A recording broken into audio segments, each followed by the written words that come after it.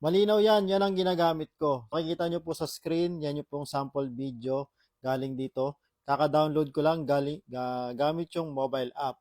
So makikita nyo dyan, gamit ko yung NK400 ko through Expressway.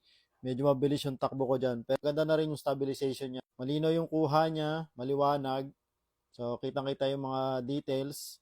May mga time lang na na-overexposure. So maganda pa sa camera na to, may kasama na siyang diving case or waterproof case. Pang handlebar, mga pang mount. Pwede may dikit dito, lagay mo yung camera dyan or dito.